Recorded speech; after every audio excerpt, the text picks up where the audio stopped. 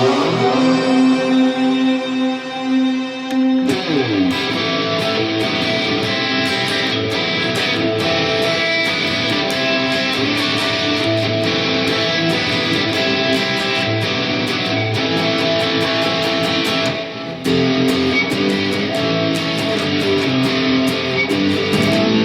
yeah, a little riding the storm out, because that's what we do here in the Northeast. Episode number 27 of Dad's Guitar Guide. Here we go, guys.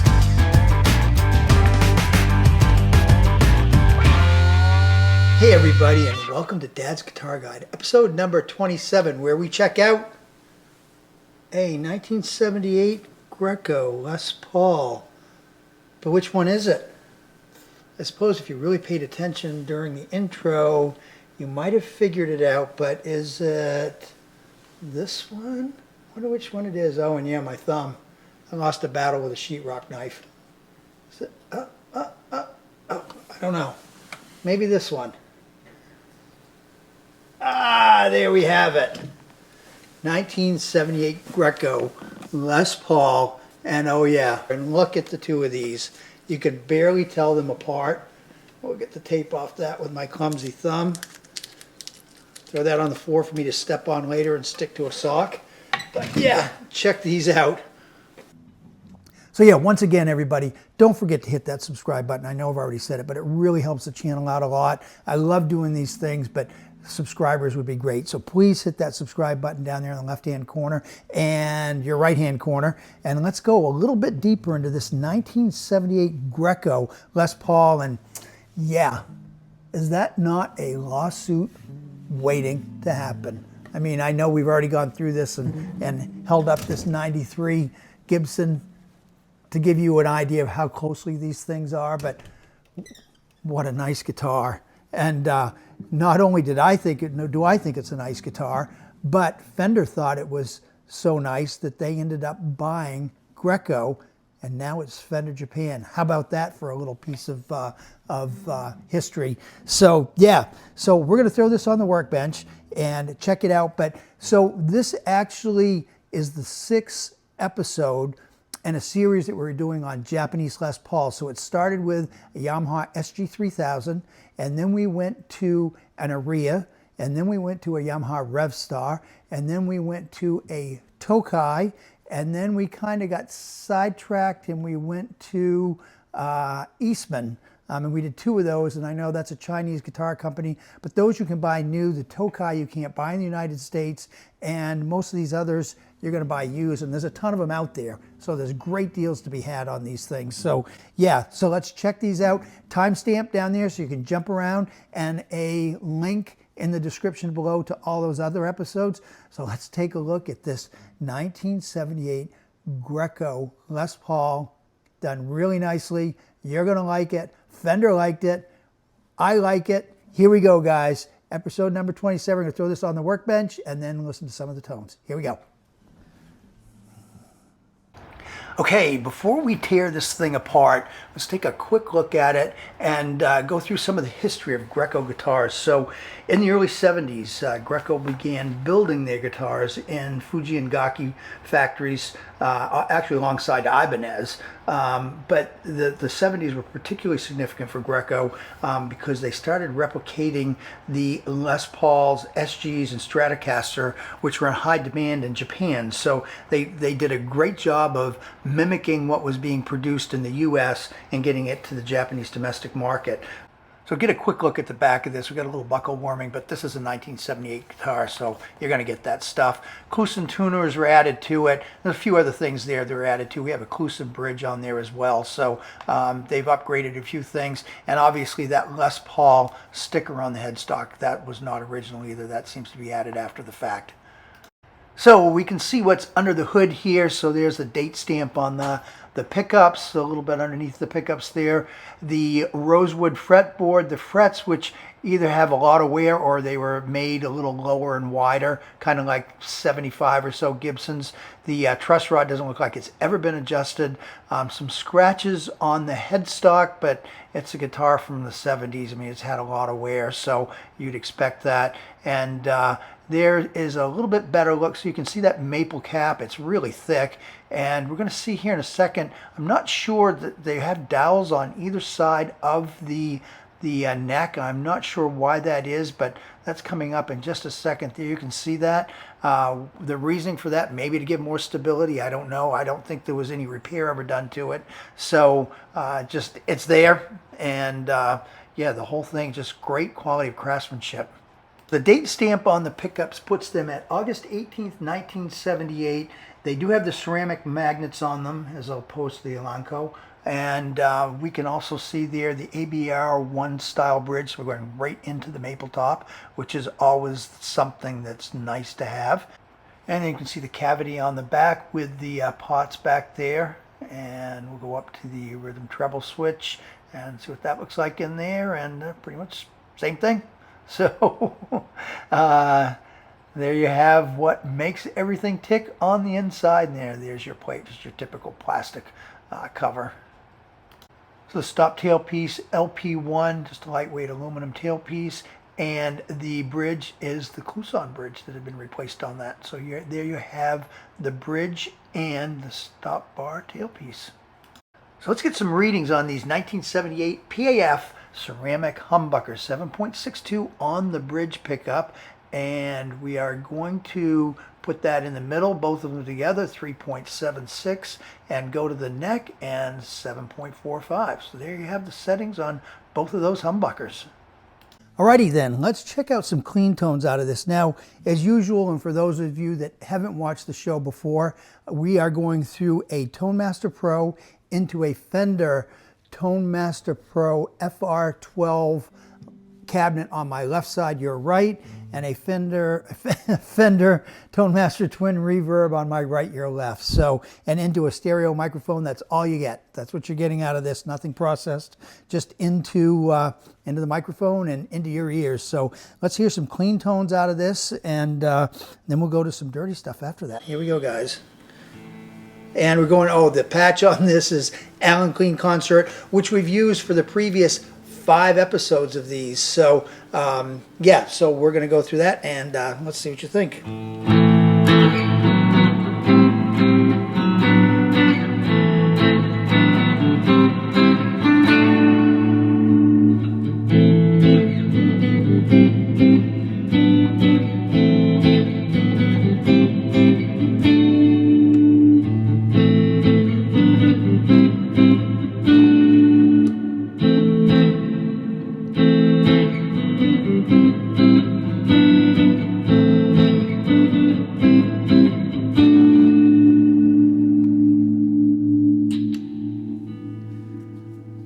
And there we have some clean tones out of this.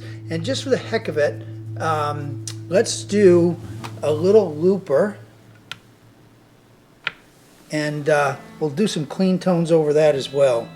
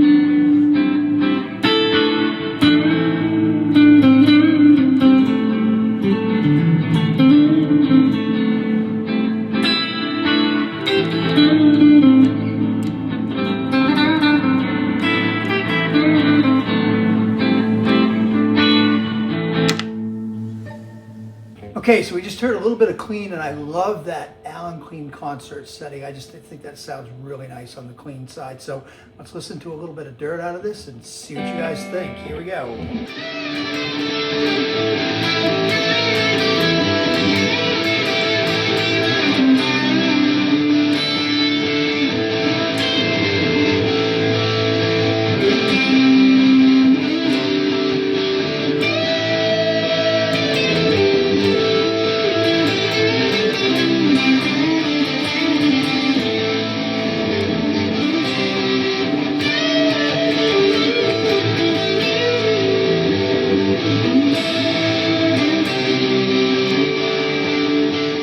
Wow, where do I begin? I mean, yeah, we've got all the guitars here from the past 6 episodes with the exception of the Rev Star, and that was one of my favorites. These are the more of the Les Paul shapes, so I've kind of ruled the Rev Star out, even though it's close. I guess, yeah, it could be in the same category, and it was one of my favorites, so it's right there with the Yamaha Rev Star. Definitely one of my favorites. The SG 3000, really not a Les Paul type shape, more of an SG, and it is definitely one of my favorites. But for just the pure Les Paul type shape, got to rule out the Aria because you just can't get by that headstock. I mean, I liked a lot of the things about it. It's a little thin, actually maybe a little too thin. Not real comfortable playing sitting down. Standing up, it was great. I play mostly sitting down. When you get older, that happens, guys. So, love the Greco. It's definitely, I mean, you saw the beginning, it looks like a Les Paul, feels like a Les Paul, plays like a Les Paul. It sounds great. I really loved it. But out of all these guitars, the Tokai, you got to really work to buy one of these new. And, well, the same for all these. These are all used guitars. The Aria, the Yamaha SG 3000, Rev Star you can buy new. The Tokai was definitely right at the top. So it's actually between the Eastman with the P90. Oops, wrong one. Too many of them here. Here we go. Eastman with the P90. And I gotta say, as much as I love the Greco, and I do love it, Tokai, these two sounded the best out of everything we had here. I love these two guitars. I love the versatility of the Eastman with the P90, and I know it's not a Japanese guitar, it's a Chinese guitar. So I guess technically we could rule that out. So I'm going to throw it back on the guitar stand because it's not Japanese, but it's really nice. So now it comes down to the Tokai and the Greco. If the Eastman was Japanese, I would take that one. But this is a Japanese Les Paul rabbit hole dive, so we got to stick with the Japanese models. So between the Tokai and the Greco, I'm going with the Tokai. This thing was amazing. I loved the way it felt. I loved the way it felt. It's been a long day and it's cold in Eastern Maine, guys. So yeah, I loved the way it felt. I loved everything about it. And yeah, we've got to go with this one. So the Greco was close second. The Eastman, if it had been Japanese, would have been right up there. I think I probably would have gone with the Eastman. But yeah, these are all really nice guitars. Gotta love them. 2 thumbs up. If I can get this back in the stand without breaking something. 2 thumbs up on all these guitars. Well, 1 3/4. Sorry, lost a battle with the sheetrock knife. So, but great guitars. I mean, these things. So the Grecos, you can find these used for, God, anywhere from $800 up to $2,500, depending on what it is, and even higher, believe that or not. But yeah, these are really nice guitars. So for the money, this one was about $1,200, I think. It's in really pretty good shape. It's got a little chip right there, a little relicking on it. But other than that, it's great. It wasn't totally original, but the part that I really wanted to be original was this right here, the control center, and it was. So that's what we were looking for with these. And yeah, wow. Nice guitars. 2 thumbs up on all these guys. My entire guitar world has been opened up looking at these Japanese and Chinese Les Pauls. There's so much out there for you guys that are looking for something a little bit different. Gibson, Fender, they're all great guitars, but if you want to just go someplace else, maybe get something that, you know, you can get a 1978 Les Paul for $1,000 as opposed to paying $5,000 for it. So, I mean, they're out there. Gives you an idea. I hope this helps you with a guitar search. Gives you an idea of what we have out there to choose from. And there's a plethora of everything you can imagine. And open your minds, broaden your horizons. You'll have fun doing it. Yeah, 2 thumbs up on all these guys. Thanks for tuning in to episode number 27 of Dad's Guitar Guide. Stay tuned for episode number 28, where I'll give you one little hint. We're going back to the future. Thanks, everybody. Thanks for tuning in. Have a great day. We'll see you in episode number 28.